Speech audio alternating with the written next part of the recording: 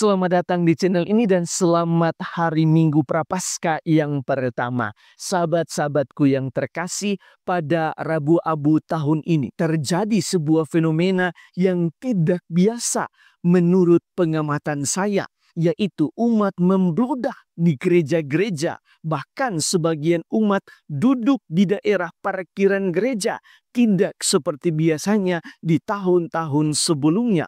Saya sendiri belum tahu tentang alasan dari fenomena ini. Mungkin yang tahu bisa komen di kolom komentar. Tetapi saya berharap bahwa semoga fenomena ini adalah tanda baik bahwa umat semakin sadar akan pentingnya masa tobat atau akan pentingnya pertobatan. Sehingga perayaan Rabu Abu bukan dijadikan sebagai tren masa kini saja, tetapi benar-benar dengan niat yang tulus kita melakukan pertobatan di masa Prapaskah ini. Pertobatan itu sendiri merupakan panggilan hati untuk memperdalam iman kita sebagai orang beriman. Maka semoga fenomena ini menjadi tanda yang baik bahwa umat semakin mau mendekatkan diri dengan Tuhan, semakin memiliki kerinduan untuk mendengarkan firman Tuhan dan semakin menghidupi imannya di dalam hidup sehari-hari. Di dalam bacaan pertama hari ini berisikan pengakuan iman bangsa terpilih, dan di dalam pengakuan ini juga Musa memberi petunjuk kepada umat Israel bagaimana mengasihi Tuhan dengan sepenuh hati, jiwa, dan kekuatan. Umat Israel harus mengimani penyelenggaraan hidup mereka. Umat Israel harus menyembah Tuhan saja dan beribadah hanya kepada Tuhan. Di dalam bacaan kedua, Santo Paulus menekankan bahwa pengakuan iman itu tidak cukup hanya diakui dengan hati dan lidah.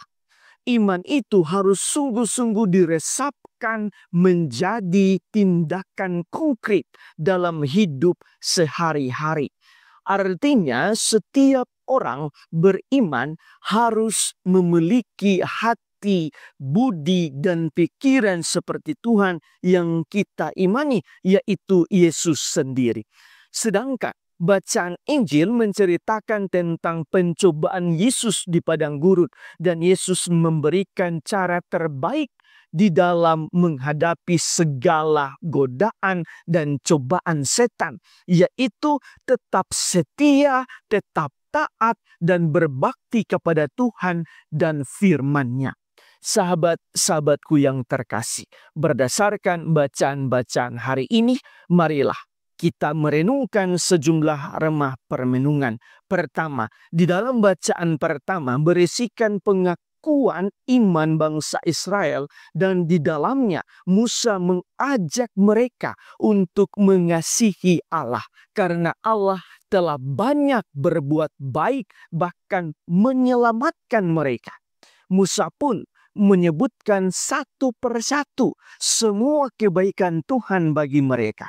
Di dalam konteks masa tobat ini pun kita harus perbanyak rasa syukur dalam segala hal, bukan mengeluh dan bersungut-sungut.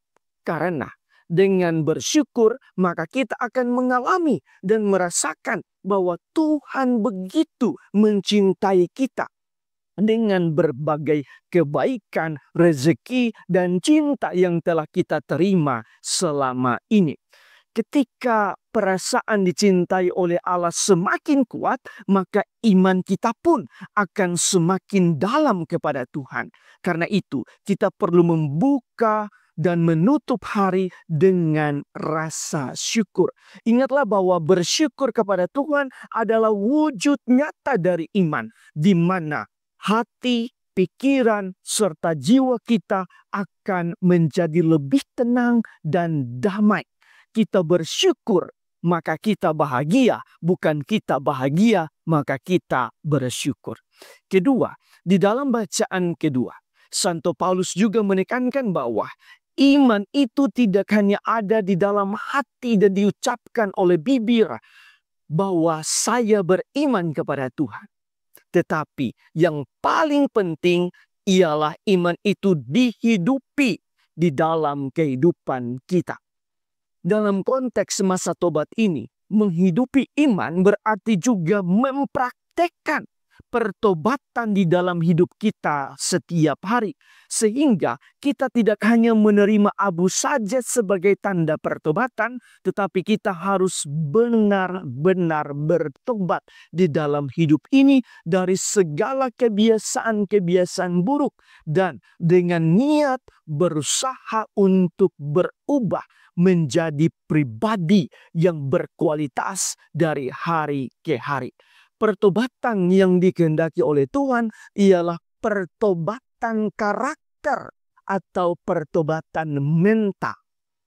Ketiga, di dalam bacaan Injil Yesus memberikan jurus terbaik di dalam menghadapi setiap godaan setan, yaitu dengan tetap taat, tetap berbakti, dan semakin mendekatkan diri kepada Tuhan.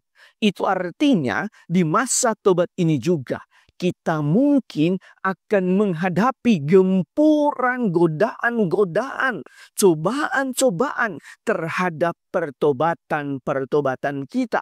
Misalnya, kita mau bertobat dari sikap menggosipkan orang lain, tetapi kenyataannya kita selalu tergoda untuk melakukannya. Maka Yesus mengajarkan kepada kita bahwa kita harus tetap setia, tetap taat di dalam menghidupi pertobatan itu. Marilah kita bertekun di dalam pertobatan agar kita semakin bertumbuh dan semakin dewasa di dalam iman. Tuhan memberkati kita semua.